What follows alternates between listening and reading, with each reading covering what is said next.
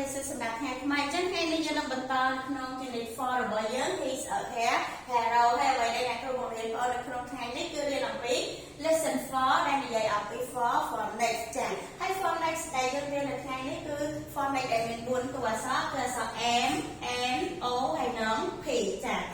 m ធំ n តូច n ធំ n តូច o ធំ o តូច p ធំហើយនិង p តូចចា៎ហើយនេះគឺជាពាក្យចា៎អញ្ចឹងពេលដែលយើងរៀនអំពីពាក្យអ្នកគ្រូចង់ឲ្យបងស្គាល់អំពី for next របស់តួអក្សរនីមួយនេះមួយអញ្ចឹងយើងនឹងស្ដាប់ listening ទាំងអស់គ្នា Listening 49. Listen and point. Letter M. Mom. Letter N. Nurse. Letter O. Orange. Letter P. Pen. Letter P. Pen. Letter O. Orange. Letter N. Nurse. Letter M. Mom. ចាអរគុណច្រើនបងប្អូនទាំងអស់គ្នាអញ្ចឹងបងប្អូនបានស្ដាប់ហើយតើតើជាមួយ for next របស់អក្សរនីមួយអញ្ចឹង letter M អក្សរ M របស់យើង for next របស់វា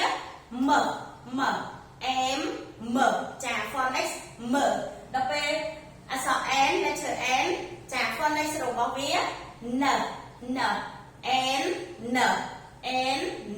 ចា nurse គឺជា for next letter O ចាអក្សរ O for next របស់វា ចា គឺជា for next ដល់ពេល letter P ចាពេលសំដៅ for next របស់ P គឺ pulse ចាអញ្ចឹងហើយដែលបានជាយើងរៀនអំពី for next អ្នកគ្រូធ្លាប់បានប្រាប់ហើយគឺពេលដែលយើងស្គាល់ពី for next របស់តួអក្សរនីមួយងាយស្រួលក្នុងការដែលយើងអានឬមួយក៏ប្រកបពាក្យឧទាហរណ៍ដូចជាពាក្យរបស់យើង mom អញ្ចឹង letter M អក្សរ M for next m បានពាក្យថា mom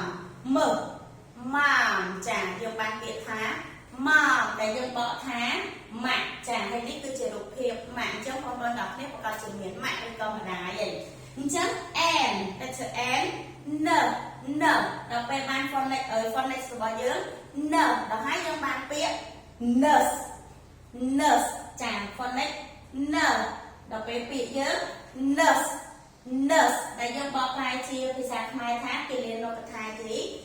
ចាពេទ្យរបស់យើងហ្នឹងអាចនិយាយថាជាពេទ្យឆ្មោកឬមួយក៏ពេទ្យដែលផ្នែកសង្គ្រោះបឋមចឹងទៅចាគិលានុបដ្ឋាយីកា nurse ចា letter O ចា letter O for next របស់យើង យើងបានពាក្យថា orange ចាដែលយើងបកប្រែថាជាផ្លែ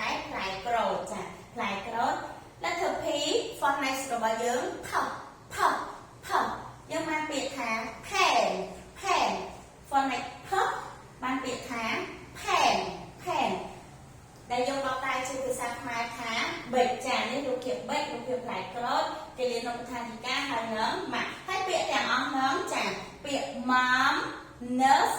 orange pen ថ្នាក់ពាក្យរបស់វាគឺជា